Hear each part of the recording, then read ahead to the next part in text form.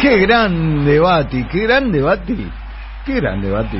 ¿Es grande Bati? Es grande en el sentido del terreno que ocupa, la cantidad de tierra que tiene. Es un Bati evasor, como diría Batman. El Batman de Adam West. El Batman de Adam West, exactamente. Santos Recorcholis Batman ha evadido mucho. Se ha negado, ha presentado un recurso para no pagar el aporte solidario y ha declarado, en otra oportunidad, a mí nadie me regala nada. Esto ya lo escuchamos en otras oportunidades. Sí, alguna otra vez. Sí. Yo pago mis impuestos regularmente al Estado y son ellos quienes se deben ocupar de los más necesitados. Yo no tengo que andar donando ni aportando nada que no me corresponda, dice el Bati, que se besaba la camiseta. Vamos a Argentina, pero lo que le interesaba no era tanto los argentinos, sino las tierras argentinas. Claro. Gabriel Batistuta fue acusado, hace nada más que un año, de tener un campo, esto no es un delito, de 126.000 hectáreas. Que es un montón, ¿no? 126.000 hectáreas. En muchísimos estados de Estados Unidos esto no es posible, es ilegal. No se puede tener tanta tierra. Pero tiene un campo entre la provincia de Santa Fe y Salta de 126.000 hectáreas, pero abona un impuesto equivalente a uno de 400 hectáreas. Bueno, midieron mal justo ese día. Tenían 126.000 hectáreas, paga por 400 hectáreas. Ahora no quiere aportar al aporte solidario. Y esto nos da pie para hablar un poco. ¿Cuál habrá algunas dudas sobre eso de que yo pago lo que me corresponde? Bueno, exactamente. Algunas dudas. Aparte, el aporte solidario se votó en el Congreso, corresponde. Es un impuesto. Claro, ¿no es? Yo pago mis impuestos, bueno, esto es un impuesto. El aporte es solidario, pero que hay que hacerlo, hay que hacerlo. Claro, así está votado. Después, uno cree que solamente los pobres no cumplen con la ley. Pero en la provincia de Santa Fe, según el último censo agropecuario, el 0,06, porque algunos se creen que es 0,6, no, 0,06 concentra el 60% de la tierra. El 0,06% de los habitantes de la provincia de Santa Fe concentra el 60% de la tierra. Censo 2018. Hay muchas razones para pensar que esto está peor ahora. Esto significa que más del 99% de los santafesinos, todos juntos, tienen apenas el 40% restante. Es fácil adivinar, una mayoría enorme no tiene nada, no tiene ni la tierra de sus zapatos. Y esto no se generó en el siglo XIX, siempre contamos acá la historia de la enfiteusis, Rivadavia, etcétera, sino que es un proceso que es actual, está muy vigente y está como una locomotora a toda marcha. A los pocos meses de asumir, Mauricio Macri modificó por decreto la ley 26.737 de tierras rurales para quitar restricciones a la venta de campos a extranjeros. Es una de las pocas cosas que hizo. ¿Cómo que los extranjeros no pueden tener tierra? ¿Pero ¿Cómo? La norma, que se había sancionado en el 2011, establecía un límite de 15% a esas compras. Bueno, esto lo quitó. Y al mismo tiempo, esto afectó a toda la zona agrícola del norte de Buenos Aires, el sur de Córdoba y el sur de la provincia de Santa Fe. Escuchen este dato, queridos oyentes. Entre el 2002 y el 2018, van a coincidir conmigo que es actual el tema, desaparecieron de la provincia de Santa Fe 10.000 productores agropecuarios. Esto no es, tienen resentimiento contra los ricos. 10.000 productores agropecuarios desaparecieron de la provincia de Santa Fe, pero la superficie cultivada de la provincia de Santa Fe no disminuyó. ¿Qué quiere decir? Que todas esas tierras quedaron en pocas manos, en las manos de otros que fueron creciendo. El ejemplo paradigmático es Gabriel Batistuta, entre otras cosas porque es la figura más conocida, pero a favor de él podemos decir que lo declaró. Declaró las tierras que tienen. De los demás no tenemos idea. No sabemos si es el máximo terrateniente de Santa Fe, o el segundo, o el tercero, o el quinto. Sí sabemos que él ahora no quiere pagar el aporte solidario. De esas 126.000 hectáreas, casi todas están dedicadas a la soja, por lo tanto, podríamos decir que a la exportación. Debe producir un montón, 126.000 hectáreas. Pero se me ocurre. A mí también, aparte estamos hablando una matemática muy básica. Aparte estamos hablando de una provincia que prácticamente en su totalidad tiene tierra fértil. No es como otras provincias que, bueno, tienen muchas hectáreas, pero no todas cultivables. Es más fácil, decía don Pedro Peretti, saber el secreto de la fórmula de la Coca-Cola que saber el nombre de los propietarios de Santa Fe. Y acá expone un cuadro muy interesante. En 1947, ¿cuántas explotaciones agropecuarias había en Santa Fe? 60.847. Ajá.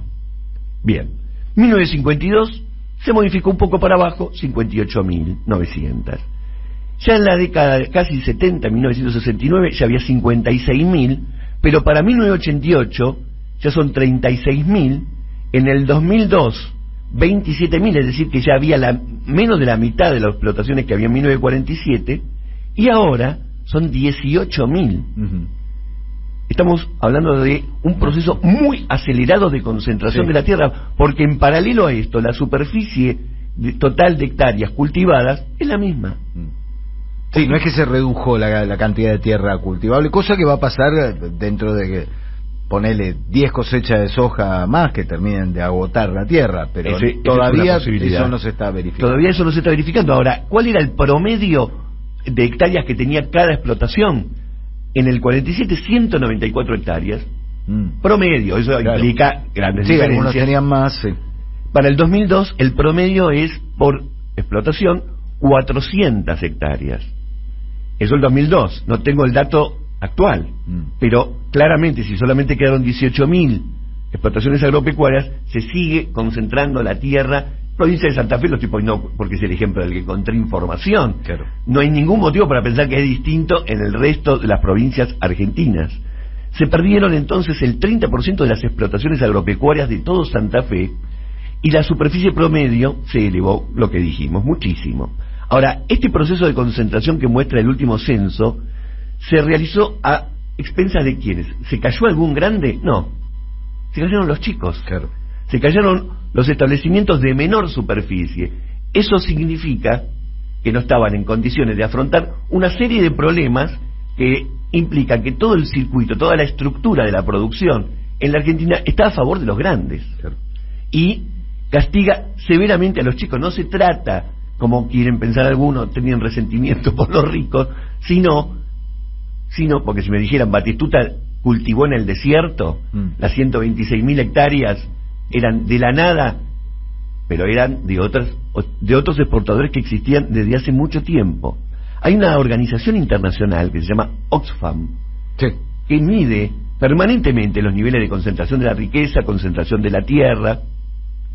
En la provincia de Buenos Aires, por ejemplo, el último censo de explotaciones dice que el 37% de la franja que va de 5 hectáreas a 50 hectáreas prácticamente disminuyó a un mínimo, y los que subieron son las explotaciones que tienen más de 200 hectáreas.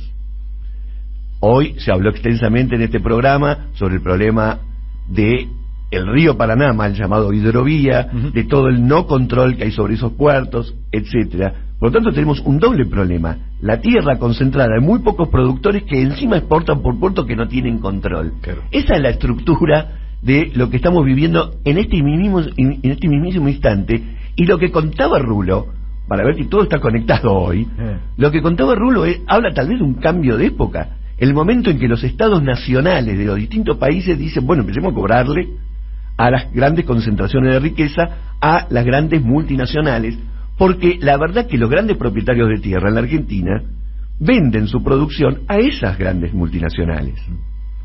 No hacen el tráfico directo entre, no se sienta Batistuta con los chinos y le dice te voy a vender todo eso, sino que se lo vende a estas empresas que le hacen todo el resto del trabajo. Ahora, ¿cuándo empezó a profundizarse todo esto? Bueno, a partir del golpe de Estado del 76. Es un corteaguas en millones de cosas. Cada vez que revisamos la historia argentina nos sorprende ni un poquito, ¿no? Siempre el golpe fue como el que cortó. La concentración de la tierra en la Argentina, apenas el 1%, estoy hablando ahora de toda la Argentina, el 1% de la población acapara el 36% del territorio, y el 36% del territorio argentino es mucho. Argentina es el 8º país más grande del mundo, y en proporción a su tamaño es el que más tierra fértil tiene. 36% del territorio argentino lo tiene el 1% de la población, y el promedio de ese 1% es de 22.000 hectáreas por cada uno de ellos. 22.000 hectáreas. Yo no puedo ni imaginar lo que son 22.000 hectáreas. Ahora, los argentinos prácticamente no comemos soja. No. Casi toda la tierra argentina está dedicada, o gran parte, a la producción de soja. Los argentinos no comen soja. Entre 1990 y el 2014, es un lapso de tiempo de 24 años, se triplicó el área de cultivo, se quintuplicó la producción de soja, hasta alcanzar 150 millones de toneladas en 60 millones de hectáreas. Es decir, cada vez más tierra argentina está dedicada a producir soja y no a producir los alimentos que sí consumimos. Sí. Desde el golpe de Estado en adelante, y con esto voy terminando, desde el golpe de Estado en adelante, nunca más se pudo discutir el tema de la tierra. No se pudo discutir. No hay una ley en el Congreso que diga una comisión investigadora, una política de equiparación, una política de mantener algún tema de igualdad sobre la propiedad de la tierra. Siempre hablamos con la gente de la UTT, lo que más piden es poder tener la tierra para abaratar los costos de los alimentos, que es la gran base de la desigualdad. Bueno, todo eso no se pudo discutir, a pesar de que, por ejemplo, en la historia argentina, en la década del 60, se discutió muchísimo.